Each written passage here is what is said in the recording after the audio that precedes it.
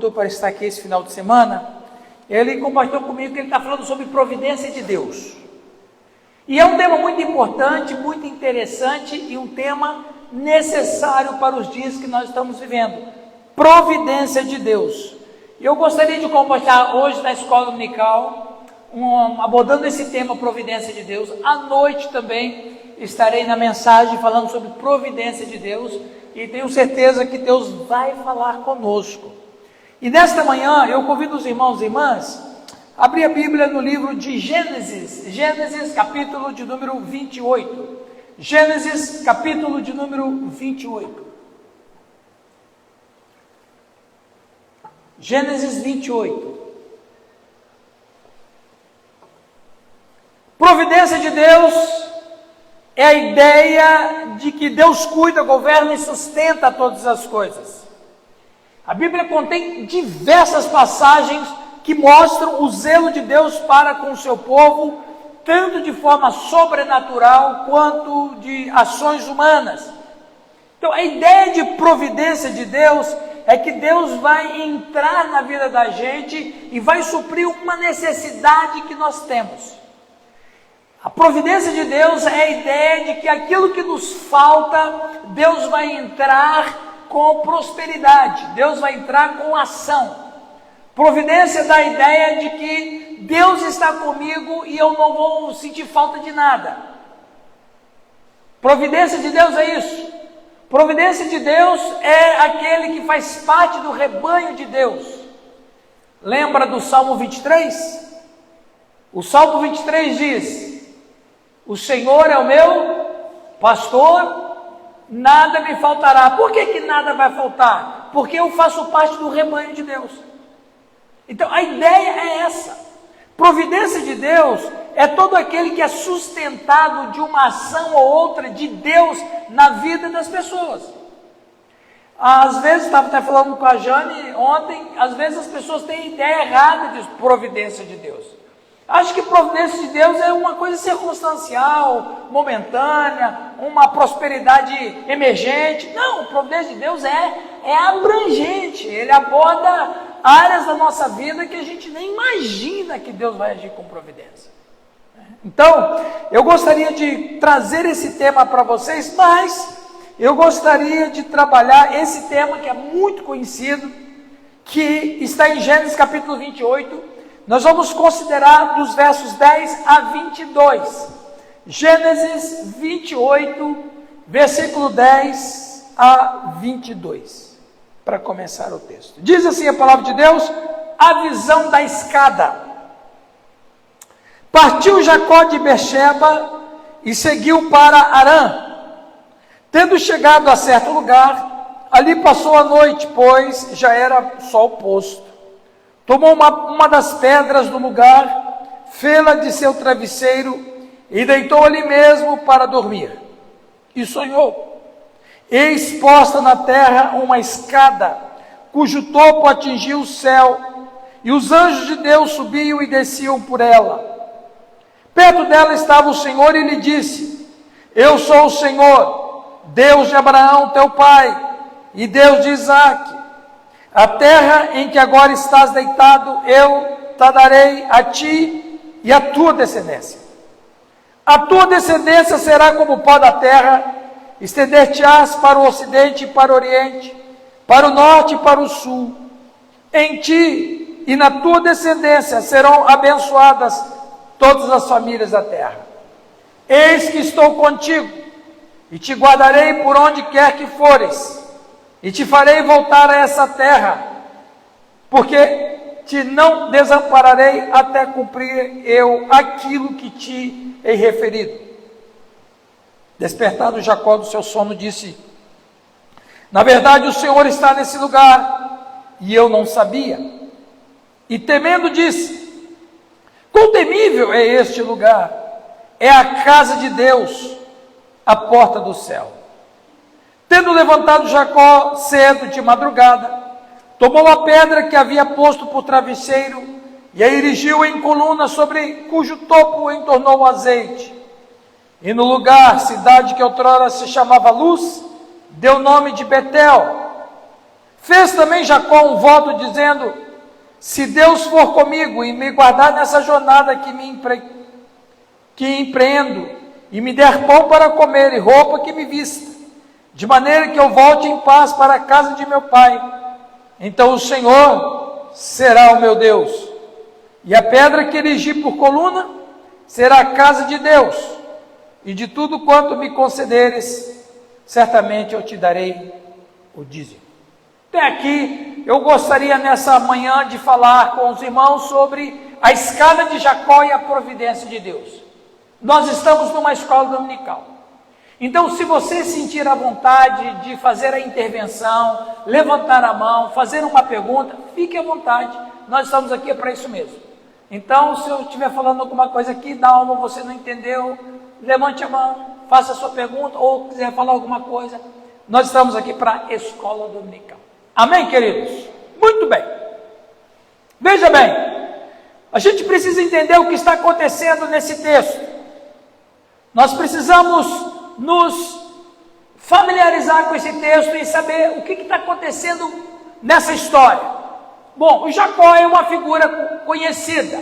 Como dizem, Jacó é uma figurinha carimbada. A gente conhece a história dele.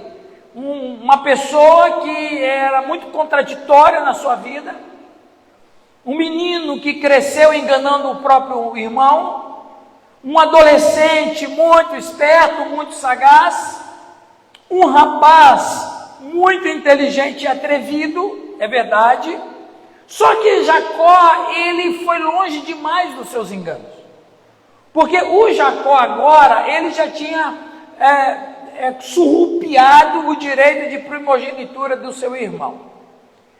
Agora, isso sem contar nas outras coisas que a Bíblia não diz, mas que em certas coisas a meninice de Jacó não deve ter sido fácil. Então agora ele atingiu o clímax, porque ele vai roubar a bênção do irmão. Para roubar a bênção do irmão, ele tem que se envolver em outros pecados. Ele vai ter que se envolver com mentira, ele vai ter que se envolver com simulação, ele vai ter que se envolver com engano, e agora ele atinge na sua casa o ápice de seus enganos, porque agora ele vai enganar o pai, e ele vai enganar o irmão, e ele vai roubar a bênção do irmão. E acontece isso. O Jacó, com a ajuda da mãe, ele consegue roubar a bênção que era do irmão, consegue enganar o pai e com certeza também engana o seu próprio irmão. Quando o irmão descobre e fala assim: olha, é o seguinte, depois que o pai morrer vai ter outro caixão, vai ter outro caixão, porque eu vou matar Jacó, vai ter 2 sepultamentos assim, no intervalo de uma semana um do outro. A mãe, sabendo da história, o pai também ficou preocupado, mesmo que depois fique sabendo que ele foi também enganado. Eles então fazem uma estratégia para poupar e proteger a vida de Jacó. O Jacó, ele precisa fugir urgentemente. Agora, pastor Rafael, ele vai fugir para onde? Só tem um lugar. Ele vai para a família dela, de Rebeca. Ele vai para Arã. Ele está em Beersheba e vai para Arã. Para você ter noção, nós estamos falando de uma distância de 800 quilômetros. Que legal, né? Ou seja, 800 quilômetros. O Jacó deve fugir, porque Esaú não vai nem conseguir achar o cheiro de Jacó. E ele então vai nessa empreitada, ele vai nessa fuga. Ele vai nessa fuga e mais, ele vai não somente para poupar a vida dele, como a distância era muito grande, 800 quilômetros, não seria uma viagem tão rápida, e a estadia dele lá também não seria tão rápida. Por isso que a ideia era ele ir para Arã e casar lá e voltar. Talvez eles estavam pensando aí coisa de 2 anos, por aí, 3 anos, era o plano de Rebeca. Entre 2 e 3 anos o Jacó volta casado, volta com netos para nós. Só que a coisa não funcionou bem assim, porque a fuga de Jacó durou 20 anos. Agora, o detalhe interessante dessa fuga é essa experiência que ele tem naquela cidade chamada Luz. Porque o Jacó, vamos acompanhar aqui, irmãos e irmãs. O Jacó vai dormir porque vários dias viajando, agora ele, daquela noite especial, ele chega naquela localidade chamada Luz, ele vai descansar. Ele vai deitar, agora a cabeça dele, Sérgio, é um turbilhão. A cabeça dele é um barulho só. Por quê? Ele deixou para trás um pai idoso a quem ele traiu e enganou. Foi um ato vergonhoso da parte dele, enganar um ancião de 100 anos de idade, cego quase. Ele deixou para trás a sua mãe querida, que ele amava demais. Ele não sabia quando que ele poderia retornar a ver a sua mãe. Ele deixou para trás um irmão furioso querendo matá-lo. E mais, ele está indo para Arã. Como é que ele vai ser recebido pelo tio? E mais, o que ele vai oferecer para o tio para casar com uma das filhas dele? Prima dele. Porque todo mundo tem que dar um dote. Ele vai oferecer o quê? E outra, como seria sua esposa? Quando que ele poderia voltar para casa? A cabeça de Jacó é assim, um furacão. Ele está com a cabeça completamente perturbada. Como muitos de nós, muitas vezes. Como muitos de nós. Principalmente quem está fugindo. Não vou dizer fugindo geograficamente, mas principalmente quem está fugindo nas suas emoções. Quem está fugindo na sua vida pessoal. Quem está fugindo de si mesmo. E é impossível você fugir de você mesmo. Você pode até tentar, mas você não consegue. Talvez alguém aqui nessa manhã, que a cabeça está a 1000 por hora, querendo entender o que está acontecendo na minha vida. Como Jacó, o que está acontecendo na minha vida? Como que eu perdi o controle? Como que eu perdi a noção? Eu estou fugindo para não morrer, porque eu fiz um monte de bobagem na minha vida. Eu ainda sou jovem, ele talvez deveria ter entre 25 e 30 anos de idade. Eu ainda sou jovem, mas eu fiz um monte de bobagens e bobagens graves. E aí, ele passa a ter uma experiência que ele ainda não tinha. Qual? Desabrigado, sem dinheiro, desamparado, sozinho, sem a tenda da família, sem a cobertura da mãe, do pai. Qual o preço que ele está pagando? Aí você pergunta, e a providência de Deus? Onde que entra a providência de Deus na vida desse fugitivo? E veja, gente, Jacó não estava só fugindo do seu irmão. A situação dele é tão terrível que ele foge do seu irmão, mas ele tenta fugir do passado também. Ele tenta fugir de seus tropeços, ele tenta fugir de seus traumas, ele tenta fugir daquilo que está tortuoso, ele tenta fugir da consciência acusativa, ele tenta fugir de um monte de coisas. Não é só do irmão. Cadê a providência de Deus? Onde que entra a providência de Deus na história de Jacó? E aí, com essa cabeça, Larissa, a 1000 por hora, um monte de abelhas dentro da mente dele, zumbindo, o sujeito vai dormir. O sujeito vai dormir. Ele tem esse sonho da escada.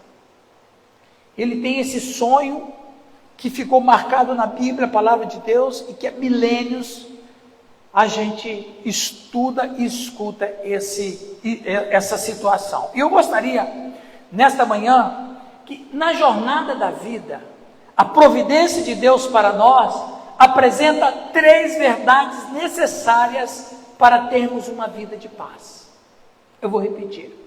Na jornada da vida, a providência de Deus para nós apresenta 3 verdades necessárias para termos uma vida de paz, em paz. Quais verdades é necessárias para a gente ter na jornada da vida? Em primeiro lugar, na jornada da vida, a providência de Deus nos leva a entender que precisamos de cura. Precisamos de cura. Veja comigo o versículo de número 10, outra vez. Partiu Jacó de Berseba e seguiu para Harã. Tendo chegado a certo lugar, ali passou a noite, pois já era sol posto. Tomou uma das pedras do lugar, fê-la seu travesseiro e se deitou ali mesmo para dormir. E sonhou. Eis posta na terra uma escada, cujo topo atingia o céu, e os anjos de Deus subiam e desciam por ela.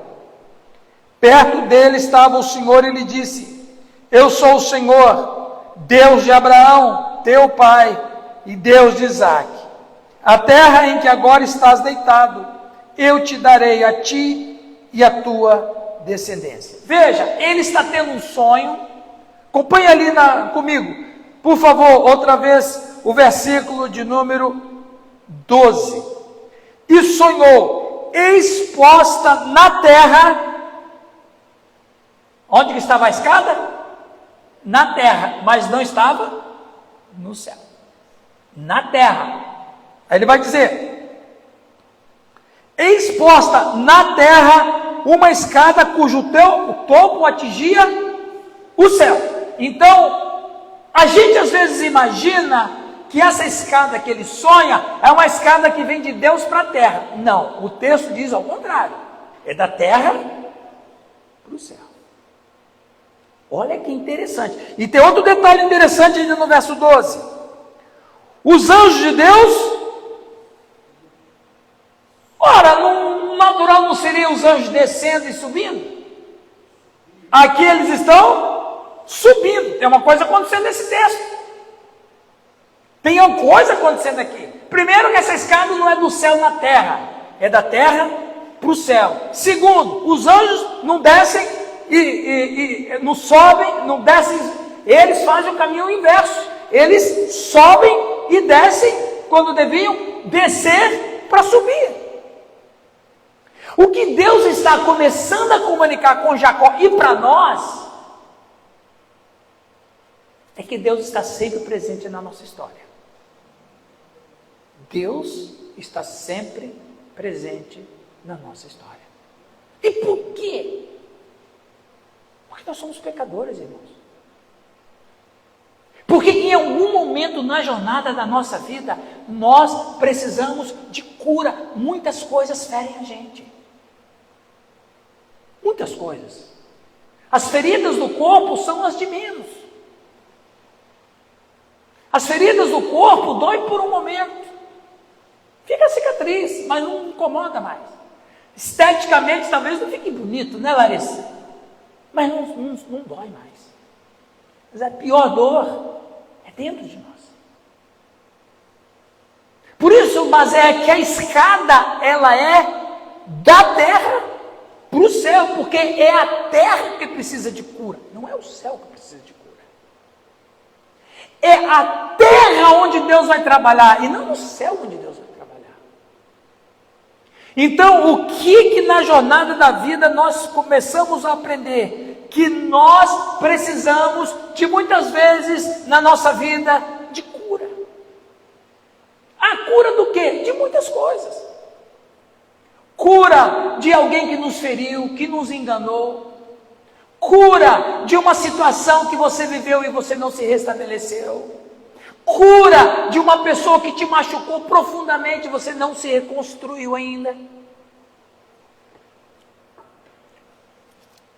Cura de coisas que não acontecem na sua vida quando você espera que aconteça para a sua sobrevivência, para o seu bem-estar, para a sua mobilidade, para a sua total situação normalizada na vida. Nós ficamos machucados de muitas coisas. A jornada da vida É impossível a gente não ficar ferido. Impossível. Impossível. Muitas vezes, nós precisamos de cura por feridas que nós mesmos fizemos para nós. A cura de Jacó não foi que alguém o feriu ou alguém o magoou. Não, a cura dele foi uma doença auto-afligida. Ele mesmo se feriu. Ele mesmo se machucou. E agora, com medo, cansado, solitário, carregando uma dor profunda dentro de si, sentindo-se culpado, sentindo remorso pelo que ele fez, Jacó está num lugar escuro, e é exatamente num lugar assim, se sentindo só, que a cura de Deus vem como providência. A Bíblia diz em Salmo 147, versículo 3, só Ele cura os de coração quebrantado e cuida das suas feridas. É como se fosse assim, Deus, neste sonho que Ele dá para Jacó, dizendo, Jacó, eu estou mais perto de você do que você pensa que estou. Porque a escada está na terra para o céu. Embora, talvez Deus comunicando isso para Jacó, embora eu esteja no céu e você esteja na terra, há uma escada que vai de você até a mim. E os anjos estão cuidando de você. Os anjos cuidam de você quando você viaja. Jacó, essa escada que você está vendo, ela não apareceu aí agora. Essa escada estava com você desde quando você saiu de Beersheba. A escada, ela não é estática. Jacó, a escada anda com você aonde quer que você vá, mesmo que você nem saiba disso. E isso que é interessante, Deus falando para ele, eu vi você enganando o seu pai, eu vi você enganando o seu irmão, eu vi você fazendo trapaça, eu vi quando você fugiu. E eu sei que tudo isso te magoou e machucou, você se magoou, você se feriu, mas Jacó, eu estou aqui para te curar. A escada vai com você. É a única escada que anda com a pessoa por onde quer que a pessoa vá. Na escada de Deus. É a escada de Deus. É a mensagem sobre a proximidade e a promessa de um Jacó confuso. E interessante, irmão, é que numa situação de fragilidade nossa, que Deus está querendo falar com a gente. Eu sei que às vezes é difícil, falando muito com a Janisley esses dias, da luta que ela tem passado, particularmente falando, e dizendo, puxa vida, o que Deus quer comigo, o que Deus quer comunicar comigo, tantas coisas acontecendo, portas que vão sendo fechadas. Mas uma coisa é certa, a escada está com você.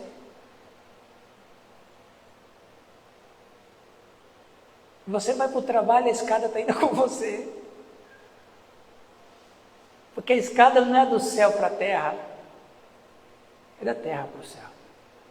Os anjos não descem, os anjos não descem e sobem. Os anjos sobem e descem. Sobem com a sua dor e descem com a sua cura. Deus sabe o que te faz mal.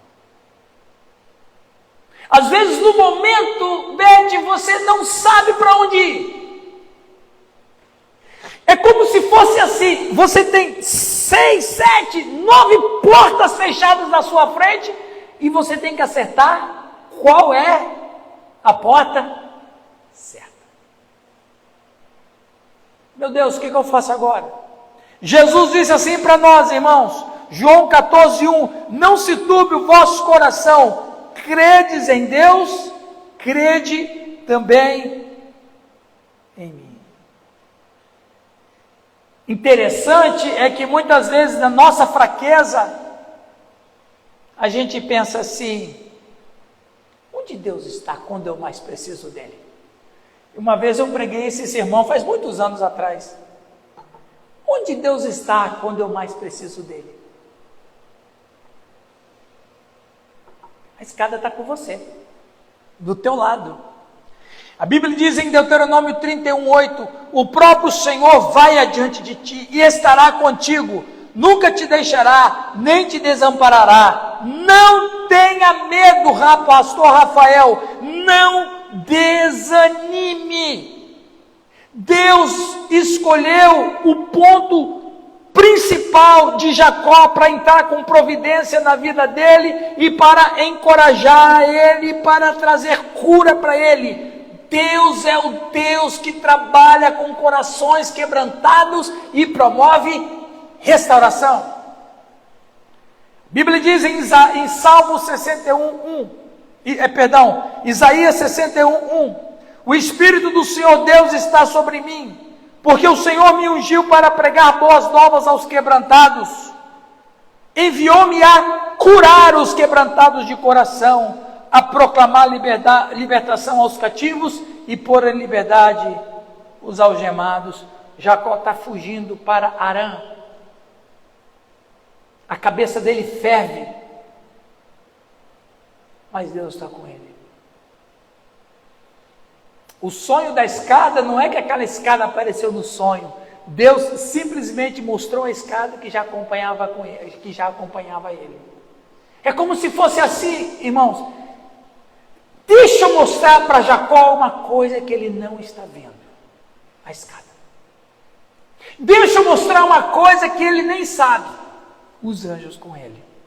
Deixa eu mostrar para Jacó uma coisa que ele não percebe. Os anjos estão trazendo para cá o temor dele, a luta dele. E eu vou agir na vida dele. Salmo 34:18, perto está o Senhor dos que têm coração quebrantado e salva o de espírito oprimido. Então, irmãos, o que revoluciona completamente a vida de Jacó não é a escada, mas é o que Deus diz para ele, e é a certeza de Deus na vida dele. Este era o momento ideal para Deus entrar com providência na sua vida. A Bíblia diz em Salmo 119:67, antes de ser afligido, andava errado, mas agora guarda a tua palavra. A palavra de Deus é para cada um de nós hoje, a mesma palavra que Deus deu para Jacó. Deus deu a Jacó uma palavra e uma promessa de que nos momentos mais vulneráveis, mais frágeis, mais difíceis, mais conturbados, mais duvidosos, mais contraditórios, eu estou com você. Para trazer cura. Eu estou falando isso para você, meu irmão, em nome de Jesus Cristo. Agora, essa palavra que eu estou dando para você deve ser acompanhado de fé da sua parte. Porque é isso que diz as Escrituras. Em segundo lugar, rapidamente, na jornada da vida, a providência de Deus para nós apresenta 3 verdades necessárias para termos vida de paz. A primeira é que Deus proporciona cura. Em segundo lugar, precisamos crer que Deus está conosco. Precisamos crer que Deus está conosco. Antes de eu falar do segundo ponto, alguém tem uma pergunta a fazer? Esteja à vontade. Pode perguntar. Versículo 14:17 diz assim: a tua descendência será como o pó da terra, estender-se-ás para o ocidente e para o oriente, para o norte e para o sul. Em ti e na tua descendência serão abençoadas todas as famílias da terra. Eis que estou contigo. Essa fala de Deus, ela existe dezenas de vezes nas Escrituras. Mas parece que em algum momento, e na vida da gente, parece que a gente não sabe disso. Ou na verdade, Janisley, às vezes a gente até quer acreditar nisso. Mas eu não consigo. coração, Deus sabe que eu estou sendo honesto, eu quero acreditar que Ele está comigo, mas nesse momento, com a visão turva, com tudo nublado, eu não consigo entender e sentir que Deus está comigo. Por quê? Por uma razão que eu entendo. Nós criamos um imaginário nosso do que é estar na presença de Deus. O problema nunca é Deus, o problema nunca é a palavra de Deus, o problema é a imagem que eu crio como Deus deve agir.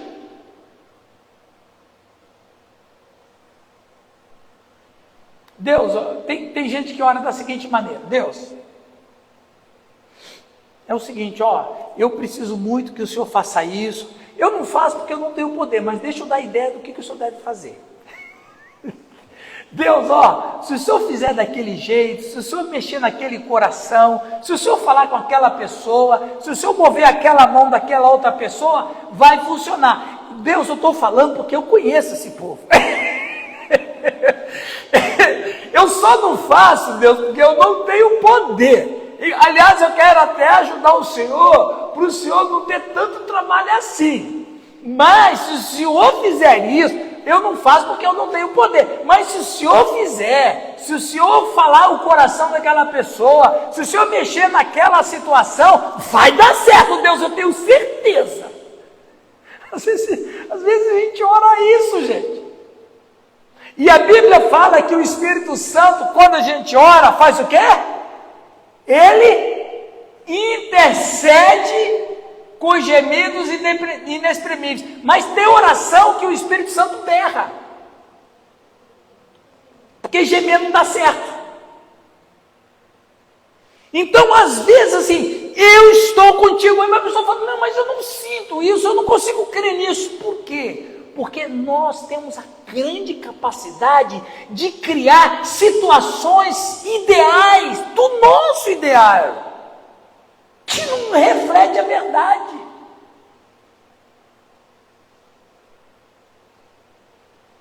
Voltando a falar do Salmo 24, do Salmo 23. O Senhor é meu pastor, nada me faltará. Primeira questão é, eu estou pedindo o que para Deus? Eu preciso disso. Ponto, para começar. Aí ele vai dizendo: me leva para as águas de descanso. Tal. Aí o 4 diz assim: ainda que eu ande pelo vale, olha lá, tá, a igreja relevante é outra conversa, né? Ainda que eu ande pelo vale da sombra da morte, não temerei mal algum, porque tu estás comigo. O teu bordão, e na antiga tradução que eu converti a Cristo, a tua vara e o teu cajado me consolam. Mas aí eu pergunto para vocês: esta ovelha do Salmo 23 está andando sozinha ou o pastor está conduzindo elas? Qual das duas é? Se ele anda pelo vale da sombra da morte, quem é que está fazendo a ovelha andar pelo vale da sombra da morte? Aí eu não entendo, não. Porque no imaginário da Mazé, ela quando lê, ainda que eu ande pelo vale da sombra da morte, mas no imaginário dela, é ela que está andando lá por si só. É ou não é, Mazé? Vai dizer que a gente não interpreta desse jeito? Hein, pastor Rafael? Ainda que eu ande, veja, a ovelha está andando, mas ela não anda sem que alguém a conduza.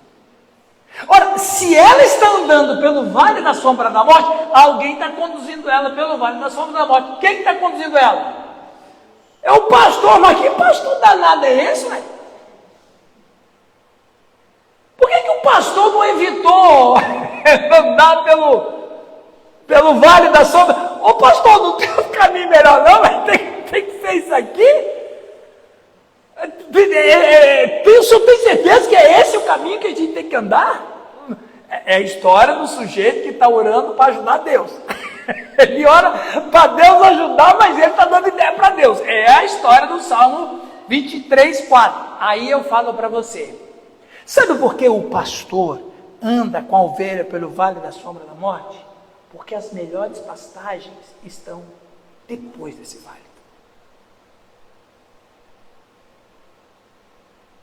Então não vamos criar cenários ideais que você e eu, nós achamos. O cenário ideal é o que Deus cria para nós.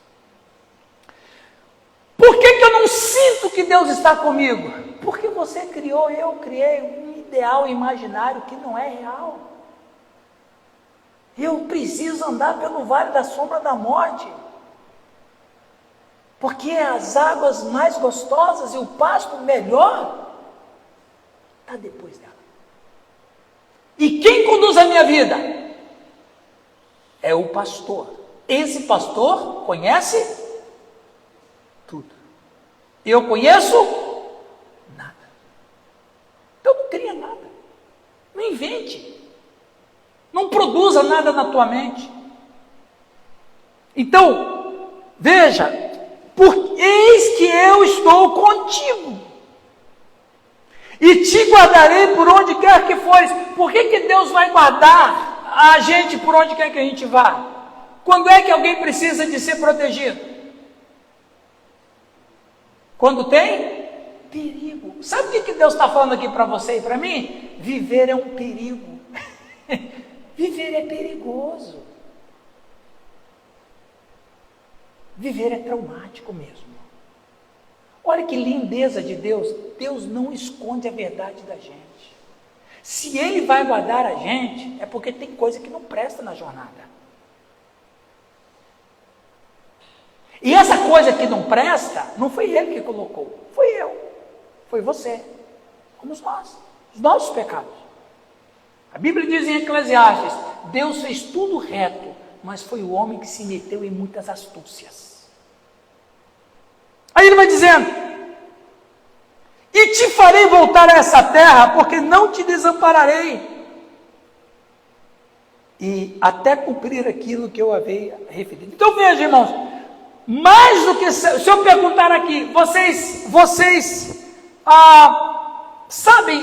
sabem que Deus está com você? Nós sabemos que Deus está com a gente? Nós sabemos disso? Sabemos. Mas a grande pergunta é, você crê nisso? É diferente. Eu sei que Deus está comigo, mas a questão é, eu acredito nisso? Será que eu não estou meio desviado dessa certeza? Será que a providência de Deus não vai chegar? No caso de Jacó, pela experiência que ele tem, olha que interessante. O Jacó é uma figura interessante. O Jacó, ele sabe quem é Deus. Certo? Por que ele sabe? Quem é o pai dele? É o Isaac? Quem é o Isaac? Um monstro da fé. Um monstro da fé. Quem era o avô dele? Abraão. O cara estava ruim de pai e de avô, hein? Estava muito sofredor Jacó, hein? E ele sabia de Deus, ele sabia do poder de Deus, ele sabia o que aconteceu com o pai dele lá no Monte Moriá, ele sabia da experiência que o avô teve com o pai dele no Monte Moriá, ele sabia de tudo, o Jacó sabia de tudo, mas nunca tinha experimentado nada. Ou seja, o Jacó, ele tinha com Deus nenhum tipo de relacionamento. As noções que Jacó tinha com Deus eram noções do campo conceitual, no campo teológico, no campo doutrinário, mas ele nunca teve nenhum relacionamento como o pai e o avô tiveram com Deus. Ele não vivia de jeito nenhum na presença de Deus. E o pior, quando eu estava estudando essa passagem, ele indo na estrada para Arã, tem ali uma revelação de Deus. Qual outra pessoa que estava numa estrada que também teve uma revelação de Deus? Saulo. O Saulo estava na estrada, indo para onde? Damasco. Ali Jesus apareceu para ele. O Jacó estava na estrada, indo para Harã. Deus se revelou a ele. Em outras palavras, a estrada pegou Jacó e a estrada pegou Saulo. E eu pergunto, na jornada da vida, onde a estrada vai te pegar? Onde a estrada vai te pegar? Porque na jornada da vida, nós precisamos ter a presença de Deus com a gente. E eu preciso crer nessa presença de Deus comigo. Obrigado, Beth. Então veja, irmãos e irmãs, vou fazer uma pergunta aqui de vestibular. Não, vestibular não, pergunta de Enem. Não, de Enem não. Pergunta de quinta série. Você já se sentiu abandonado por Deus? Não responda. Eu acredito que alguns aqui já se sentiram abandonados por Deus. Você já se perguntou se Ele rejeitou você? Se você, em algum momento, já se sentiu abandonado por Deus, ou se você já se perguntou se Deus rejeitou você, bem-vindo ao clube. 3 salmos dizem a mesma coisa. Salmo 10:1. Viu? Falei do salmo, ele apresentou. Por que, ó Senhor, tu estás longe? Salmo 13:1. Até quando, ó Senhor, tu vais me esquecer para sempre? Salmo 22:1. Deus meu, por que me abandonaste? É um problema humano se sentir na jornada da vida, em alguns momentos, sozinho. Aqui está um outro engano, Dalva, que eu e você cometemos. A gente só pensa que Deus está com a gente quando as bênçãos estão chegando. A bênção está chegando, saúde, dinheiro, prosperidade, troquei de carro, reformei a casa, a igreja está crescendo, Deus está com a gente. Olha que cenário que a gente cria. E se Deus está me abençoando, eu estou legal com Ele, eu não estou devendo nada para Deus. Eu não estou em pecado. Nada, está tudo legal. Mas qual é a reação humana quando parece que as coisas começam a ficar com céu de bronze? Deus me deixou. Por que Deus deixou a Janisley? Aí a Janisley vai ficar, meu Deus, qual é o meu pecado? Meu Deus, o que eu fiz? O que está dentro da minha alma aqui? Que pecado eu cometi? Que o Senhor me abandonou? Meu Deus, me fala. E aí a gente fica criando um monte de coisa na cabeça, cenários imaginários, meu Deus. É a tendência humana. Eu preciso crer que Deus está comigo, não importa a circunstância. Não importa a circunstância. Preste atenção, Larissa. Não há nada de pecado que você faça que Deus vai te amar mais ou menos. Não há nada de bom que você viva que Deus vai fazer Deus te amar mais. Deus está sempre com a gente, quando a gente está em pecado ou não. E quando a gente está em pecado, Ele está com a gente para trazer cura. Quando a gente está legal com Ele, Ele está com a gente para nos direcionar na vida. Mas em qualquer momento da vida, Deus está sempre conosco. É que nós imaginamos que, se não tem bênção, os amigos de Jó falaram o que para Jó? Quando chegou a tribulação na vida de Jó, qual é o seu pecado? Olha a tendência humana. Deus está te castigando. E é tão interessante esse texto, só um parênteses. Esse texto é fantástico. Os amigos de Jó, amigos daquele, quem precisa do capeta, não é? Os amigos de Jó falam, Jó, qual é o seu pecado? Jó, eu não lembro, não tenho, estou legal, não fiz nada. Não, você está assim porque Deus está te punindo. Você tem pecado. O Zofar, quando fala isso, lá no final do capítulo, quando ele vai orar, Deus fala, não ore. Não ore. Porque você falou de mim o que não é verdade para Jó. Ó. Você falou de mim o que não é verdade para Jó. Eu vou te ouvir depois que o Jó orar por você. Você vai lá e fala assim, Jó, o Senhor mandou dizer que é para você orar por mim, senão ele não me escuta. Mas a fala de Deus aqui foi tremenda. Você falou de mim o que não é verdade. Eu preciso crer que Deus está comigo. Nós precisamos crer nisso, irmãos. Então veja. Aí você veja, você tem talvez uma solidão que você não consegue se livrar, uma frustração que ainda não ter conquistado algo, um casamento difícil, um problema de saúde que não resolve, uma dinâmica familiar incômoda que não vai embora, um pecado que o assedia, um estresse financeiro, um bebê que não dorme, uma turbulência que não diminui. O Jacó, ele poderia pensar assim, pastor Rafael, Deus me abandonou. E a gente conclui o pensamento da seguinte maneira: a presença de Deus nas nossas vidas depende do nosso desempenho. Aqui está o problema que muitas vezes as pessoas não entendem bem o que está acontecendo na vida dele. A providência de Deus é a presença de Deus com a gente.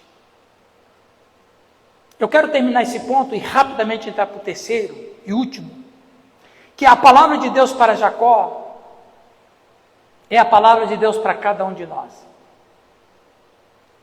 Quero fazer uma revelação para vocês impressionante. Quem é a escada? Quem é a escada de Jacó? Eu vou dizer para vocês quem é a escada de Jacó. A escada de Jacó tem um nome que milênios depois apareceu na história. Um homem que surgiu na Palestina, um profeta varão, chamado Jesus de Nazaré. Em João capítulo 1, quando ele chama Natanael, ele faz a seguinte declaração. Ao que Jesus respondeu, João 1, 50 a 51. Ao que Jesus respondeu, porque te disse que te vi debaixo da figueira, crês? Pois maiores coisas do que esta verás. E acrescentou, em verdade vos digo, que vereis os céus abertos e os anjos de Deus. Como é que estavam os anjos lá em Jacó? Como é que está esse aqui? Quem é a escada? Quem era a escada de Jacó? O que Jesus estava levando para Jacó? Cura e a presença de Deus. Jesus está dizendo, eu sou a escada. E nessa escada, deixa eu colocar uma pitada moderna, é uma escada rolante. Sabe por quê, Janisley? Quando você sobe na escada rolante, quem é que está te levando? É a escada. E a escada de degrau, mas quem é que está te levando? É você mesmo. Jesus é moderno, ele é a escada rolante. O nosso trabalho é só ficar em cima da escada, meu. Ela te leva até Deus. Amém? E último mesmo, 45 minutos já. É que eu penso às vezes que estou no CETEL, no CETEL é 3 horas, né? Está meio-dia. Então veja, da jornada da vida, a providência de Deus para nós apresenta 3 verdades necessárias para termos uma vida em paz. Primeiro, a cura que Deus traz. Segundo, a presença de Deus em nós. E a terceira e última, precisamos dar resposta certa à palavra de Deus. Precisamos dar a resposta certa à palavra de Deus. E esse é o grande finale. É o grande finale. Versículo 18 a 22. Tendo se levantado Jacó cedo, de madrugada, tomou a pedra em que havia posto por travesseiro e a erigiu em coluna, sobre cujo topo entornou azeite, e ao lugar, cidade que outrora se chamava Luz, deu o nome de Betel. Fez também Jacó um voto, dizendo: se Deus for comigo e me guardar nessa jornada que me empreendeu, e me der pão para comer e roupa que me vista. E roupa que me vista, quer dizer que a viagem não era pouca não, né? 800 quilômetros a pé, de camelo, com certeza era camelo, não era fácil. O Harã é onde o atual Iraque hoje, viu, pessoal? Inclusive eu ia trazer um mapinha, acabei esquecendo. De maneira que eu volte para a casa de meu pai, então o Senhor será o meu Deus, e a pedra que erigi por coluna será a casa de Deus, e de tudo quanto me concederes, certamente eu darei o dízimo. Precisamos dar resposta certa à palavra de Deus. Por quê? Porque quando Deus fala conosco sim ou não? Sim. Deus não falou com Jacó pela escada? Sim. Deus não falou com Jacó pelo sonho? Sim. Então, qual é a palavra de Deus para mim e para você? Bom, aí eu não sei, cada um tem a sua experiência, mas uma coisa é comum a todos. Qual resposta eu vou dar à palavra de Deus? Deus vai falar comigo, não vai? Eu tenho que dar uma resposta. Eu não posso ficar inerte. Se Deus fala comigo, eu tenho que dar uma resposta. E aqui, irmãos, eu estava até compartilhando com a Jane ontem. E aqui, o Jacó é engraçado. Ele é uma figura engraçada, ele é folclórico na verdade, né? O Jacó não entendeu nada. O Jacó, que quando quis entender, entendeu errado e interpretou tudo errado. Porque, na verdade, o nome é bonito, Betel, não é bonito? Uma interpretação errada de Jacó. A casa de Deus é bonito ou não é? Uma interpretação errada de Jacó. De que maneira? Veja bem. A fala de Deus para Jacó foi uma. A compreensão da palavra de Deus por parte de Jacó, ele não entendeu nada. Porque veja. Presta atenção. Quando Jacó acorda, ele diz o seguinte, versículo 16, despertado Jacó do seu sono, disse, na verdade o Senhor está nesse lugar errado. Deus está em todos os lugares. Deus não está num lugar. Todos os lugares estão em Deus. Mas ele disse o quê? Deus está aqui.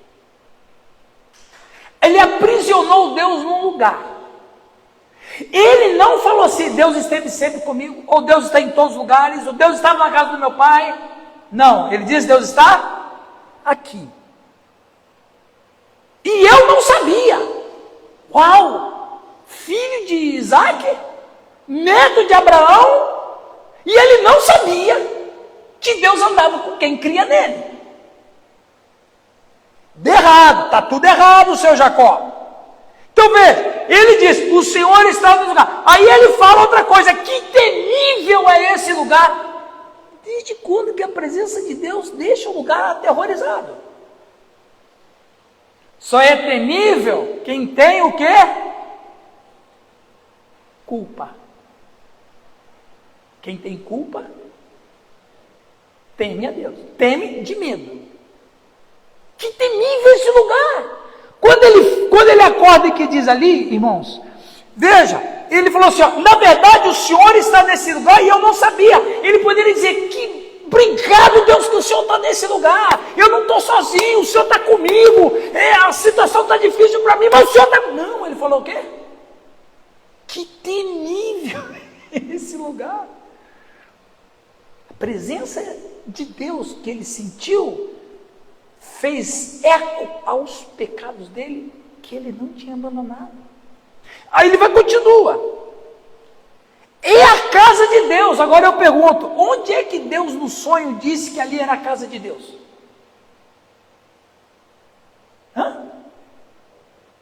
Deus não falou isso. Deus falou, Jacó, essa escada que você está vendo aí é minha casa. Não, Deus não falou isso. Quem falou que era a casa de Deus? Jacó, é a ideia dele. Como a gente também produz ideias de Deus. E as ideias que a gente produz de Deus é através dos nossos anseios. Não reflete a verdade, na maioria das vezes. É a casa de Deus. Deus não disse que ali é a casa dele. Agora, olha a fala de Deus para Jacó. Eu estou contigo. Qual deveria ser a interpretação natural dele, Dalva? Ora, se Deus está comigo, se Ele está comigo, quem que é Betel? Ele! Jacó é Betel, meu. Ou em outras palavras, eu sou a casa de Deus, eu sou Betel. Por que você fala isso, Jacó? Porque ele falou para mim, eu sou contigo. Ora, se Deus é comigo, quem é a casa de Deus? Eu. Quem é Betel? Eu. E outra coisa, quem mandou ele tirar o nome daquela cidade de luz? Ninguém mandou ele fazer aquilo. Na verdade, ele não registrou lá no cartório. Foi ele por conta que falou assim, a partir de hoje não é mais luz, é Betel. Mas que ideia dessa, ô Jacó? Ô Jacózinho. E mais, se você observar bem o texto, ele deveria mesmo que aquele lugar continuasse como luz. Por quê? Porque ele foi iluminado por Deus. O Jacó fez tudo errado. Tudo errado. O Senhor não diz para Jacó, essa terra em que você está é a minha casa. O Senhor não disse isso. Pelo contrário, o Senhor disse, essa terra em que você está, eu vou fazer que seja sua casa. Olha lá. Vocês acham que eu estou com conversa? Olha o texto ali. Versículo 13. Olha lá. Perto deles estava o Senhor e lhe disse, eu sou o Senhor, Deus de Abraão teu pai, Deus de Isaac. Olha o que ele diz. A terra em que agora está deitado, o que vai fazer? Eu te darei a ti e a tua descendência. Deus está dizendo que aquela casa era de quem? É de Jacó, mas Jacó falou que era de quem? Jacózinho, você está perdido. Você está perdido. Você está perdido, Jacózinho. Você está perdido. Deus olha para Jacó. Não, e continua. Olha lá o que ele fala. Jacó, por isso que eu falo, Jacó é uma figura interessante, né? Olha o que ele disse. Versículo 20. Tem muita gente, Sérgio, que usa esse texto assim de maneira grandiosa. Mas na verdade é a pior oração que uma pessoa podia fazer, ele fez. Olha o que ele disse. Olha o que ele fala. Fez também Jacó um voto dizendo, se Deus for comigo, mas Deus falou o quê? O texto não diz lá, Jerusalém, eu estou contigo por onde quer que você for e te guardarei em qualquer lugar. Aí o que ele fala? Se o Senhor for comigo, meu filho, você está louco? Se. Jacózinho, eu não disse que eu vou estar com você e eu vou andar com... Que oração é essa que você está fazendo para mim? Olha lá, tem mais. E me guardar nessa jornada que empreendo, se me der pão para comer e roupa que me vista, de maneira que eu volte em paz para a casa de meu pai. Mas eu não estou falando que você vai, eu vou estar com você, eu vou te proteger, e eu não estou dizendo que você não somente vai voltar, como essa terra eu vou dar para a sua sua descendência, ô Jacozinho, você está com a cabeça onde? Em Esaú, né? Ele está com a cabeça no cheque, ele está com a cabeça no cartão de crédito que vai vencer amanhã e não tem como pagar. Ele está pensando no gás que acabou, ele vai ter que pedir para terminar de cozinhar o arroz do bichinho. Ele só está pensando nisso. E aqui está nossas orações erradas, irmãos. A gente ora a Deus pensando no que a gente está vivendo e não no que Deus está falando. A gente ora olhando a nossa necessidade e não ora observando a promessa que Deus fez para nós. Esse texto está claro para vocês? Vocês estão vendo que essa oraçãozinha dele, faz favor, hein? Chacozinho, faz favor. Continuando. Então, Júlia, o que diz lá o finalzinho? Então, o Senhor será, porque agora não é. Agora não é. Só é, conforme o Sérgio respondeu, se fizer uma troca comigo. Meu Deus do céu, Deus não falou nada disso com ele. Era para ele chegar assim e dizer: Senhor, obrigado. O Senhor me visitou, o Senhor está me curando. O Senhor está comigo, a coisa está difícil, meu irmão quer me matar, meu pai está morrendo, não sei quando eu vou voltar a ver a mãe que eu amo, não sei se eu vou voltar, eu vou encontrar a mãe que eu amo, eu tenho mais 500 quilômetros para viajar de camelo, de a pé, de cavalo, eu vou ver a família que eu não conheço, eu vou ter que me casar com a mulher que eu não sei se é bonita ou feia, e o pior, eu nem sei como é que vai ser a sogra. Aí bateu o desespero, bom, se bem que ali vamos dar uma chance para o Jacó, porque o sogro também não era fácil, o sogro não era fácil, aliás, o casal de sogro ali não era fácil não, né? Eu acho que a sogra também não era lá, flor que se cheira, mas enfim, em vez de olhar o que Deus falou para ele está pensando o que ele está vivendo. Eu quero concluir dizendo o seguinte para os irmãos: que resposta a gente está dando à palavra de Deus? Se Deus fala para você e para mim, eu estou contigo, então ele está com a gente. Ou a gente não deve pensar assim: será que está mesmo? Deus diz assim: eu vou proteger você por onde você for. E a gente fala assim: será que vai mesmo? Qual é a resposta? Que qualidade de resposta a gente dá à palavra de Deus? Deus está falando com você, meu irmão? Eu quero concluir lendo Hebreus 4:2.